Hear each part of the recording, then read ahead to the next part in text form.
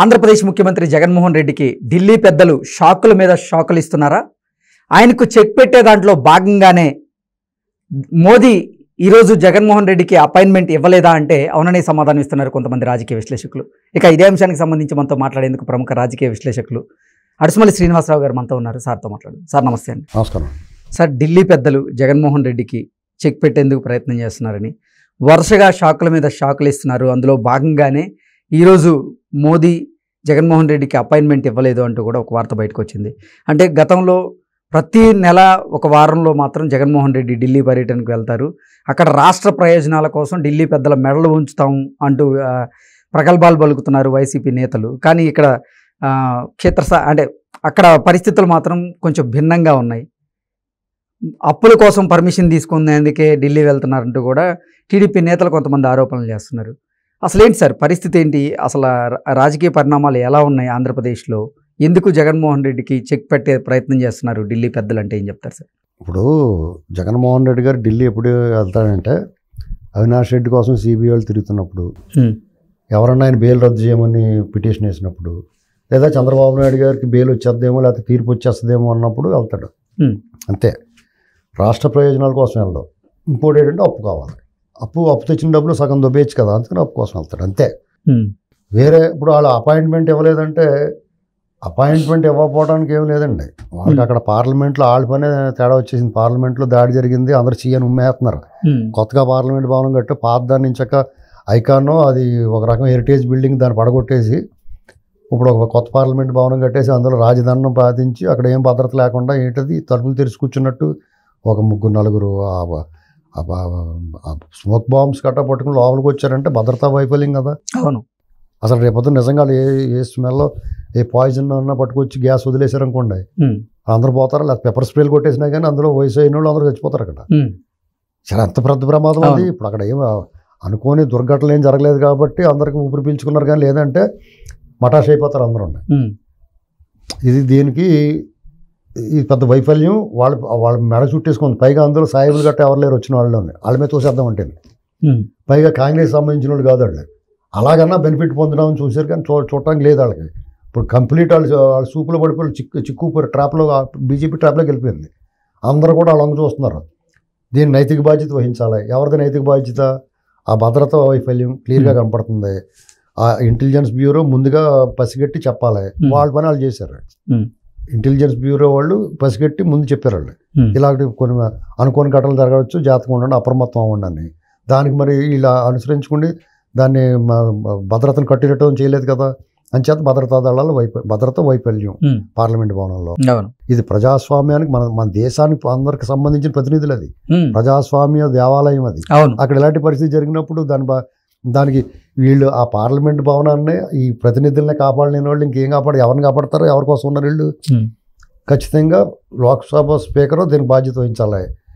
హోంమంత్రి గారు భద్రతా దళాల భద్రత గురించి హోంమంత్రి గారు, మరి మొత్తంగా సభానాయకుడు మోడీ గారు, ఈ ముగ్గురు రాజీనామా చేయాలి అర్జెంట్గా. అసలు రెండో మాట లేకుండా రాజీనామా చేసి మాట్లాడాలి. ఏం మాట్లాడినా మా వైఫల్యం ఇది, మేము ఈ పార్లమెంటు కొత్తగా మేము కట్టించింది అంటే వాళ్ళ భద్రత ఇంకా ఎంతో అడ్వాన్స్డ్గా ఉండాలి. సెక్యూరిటీ చీమ చిటుక్కుమనకూడదు అక్కడ. అంటే వాళ్ళు పూర్తిగా వైఫల్యం చెందేశారు. అంటే వాళ్ళకి అర్హత లేదు, ఈ దేశాన్ని పరిపాలించే అర్హత లేదు. First point sir. ఆంధ్రప్రదేశ్లో అసలు వైఎస్ఆర్సీపీ వీళ్ళంత సమస్యలో ఉన్నప్పుడు నేను వస్తానండి, నేను బొరగొక్కుంటే వెళ్ళి నాకు డబ్బులు కావాలి లేకపోతే అది చేయండి అంటే వాళ్ళు ఆల్బావని ఉంటారు అంతే. అంటే ఆంధ్రప్రదేశ్లో అసలు వైఎస్ఆర్సీపీ తుడిచిపెట్టుకుపోతుందని జగన్మోహన్ రెడ్డి ముందే భావించారు. అందుకే ఆయన కాంగ్రెస్ పార్టీకి మళ్ళీ దగ్గరయ్యే ప్రయత్నం చేస్తున్నారు. లండన్ వెళ్ళినప్పుడు రాహుల్ గాంధీని కలిశారంటూ కూడా ఒక వార్త బయటకు వచ్చింది. అలాగే డీకే శివకుమార్ గారితో కూడా వరుస భేటీలు, అంటే రహస్య భేటీలు నిర్వహించుకునే కలిశారని, డీకే శివకుమార్కి కూడా ఆయన రిక్వెస్ట్ చేశారంటూ కూడా ఒక వార్త వచ్చింది. అది తెలుసుకున్నటువంటి ఢిల్లీ పెద్దలు ఇప్పుడు ఈయనకి అపాయింట్మెంట్ కూడా ఇవ్వట్లేదు, ఆయనకి చెక్ పెట్టే ప్రయత్నం చేస్తున్నారు జగన్మోహన్ రెడ్డికి అంటూ కూడా ఒక వార్త ఇప్పుడు సోషల్ మీడియాలో హల్చల్ చేస్తుంది. అదే ఉండదండి. జగన్మోహన్ రెడ్డి కర్ణాటక ఎన్నికలకి ఫండింగ్ చేసి ఉంటాడు. అది ఎవరన్నా చేస్తారు. ఓకే, ఎక్కువ తక్కువ ఉంటుంది అంతే. వాళ్ళకి బీజేపీ వాళ్ళు కూడా చేసి ఉంటాడు. వాళ్ళకి 100 కోట్లు ఇస్తే 50 కోట్లు ఇస్తాడు. ఓకే, అని చేత దాన్ని ఎవడ కాదనలేడు. రాహుల్ గాంధీ గారితో మీటింగ్ అబద్ధం. అసలు ఆయన కలవడం ఎందుకంటే మునిగిపోయి పడగ ఎవడెక్కుతాడండి. వాళ్ళ దరిద్రాలు వీళ్ళు ఎందుకంటే ఇచ్చుకుంటారు. ఖచ్చితంగా అది ఎవరన్నా పుకారు పుట్టించారంటే రేపు పొద్దున్న కాంగ్రెస్కి దగ్గర అవుతున్నాడు. టీడీపీ కాంగ్రెస్ దగ్గరగా ఉందని అనుకుంటున్నారు. కొంచెం వాళ్ళ మధ్య వైరం లేదు కాబట్టి ఆ వైరం ఈ జగన్మోహన్ రెడ్డి చేరిపోతున్నాడు. జగన్మోహన్ రెడ్డి ఏమన్నా ఒక మూట పట్టుకుని వెళ్తే వాళ్ళ దగ్గర సీట్లు పట్టుకెళ్తే ఉంటుందా? ఆయన కూడా గెలిచే సీన్ లేదు. కడప పార్లమెంట్ కూడా పోద్ది ఇప్పుడు. అటువంటిప్పుడు ఆయనతో వాళ్ళకి ఏంటి ప్రయోజనం? బరువు కదా. ఇప్పుడు బీజేపీ కూడా ఏం ఆలోచిస్తారంటే వాళ్ళ దరిద్రం మనకు అంటుకుంటుంది, మన దరిద్రం వాళ్ళకి అంటుకుంటుంది. జోగి రాసుకుంటే బూడిద రాలినట్టు వాళ్ళు ఇద్దరు పరిస్థితి ఆంధ్రప్రదేశ్లో. అటువంటిప్పుడు వాళ్ళు ఆయనతో కలిసి ఉన్నా ఒకటే, విడిపోయినా ఒకటే. వాళ్ళు కలిసి ఉన్నా ఎవరికి ప్రయోజనం లేదు, నష్టం లేదు. అలాగే వీళ్ళు విడిపోయినా ఎవరికి ప్రయోజనం లేదు, కానీ నష్టం. ఎంతో కొంత ప్రయోజనం టీడీపీకి ఉంటుంది వాళ్ళు విడిపోతే. అంతే. కాంగ్రెస్ వాళ్ళు అంటారు, కాంగ్రెస్ వాళ్ళు కలుసుకుని ఇప్పుడు వాళ్ళు పుంజుకుంటారు. వైసీపీ చచ్చిపోతేనే వాళ్ళ పార్టీ బతుకుద్ది అక్కడ. అటువంటిప్పుడు జగన్మోహన్ రెడ్డి ఎందుకు కలుపుకుంటారు? జగన్మోహన్ రెడ్డి పార్టీ వాళ్ళు కలుపుకుంటారు. జగన్మోహన్ రెడ్డి పార్టీలో ఉన్న నాయకుల్ని, కేడర్ని వాళ్ళు తీసుకుంటారు. అంతేగాని జగన్మోహన్ రెడ్డిని మాత్రం కలుపుకోరు. అంచేత మీరేం వర్రీ అవ్వద్దు. జగన్మోహన్ రెడ్డి పని కంప్లీట్ అయిపోయింది. అతను స్వయం కృతం. అతను పోయి తను తవ్వుకున్నాడు. అందరూ పారలో గుణపాలతో పరుగులతో తవ్వుకుంటారు గొయ్య.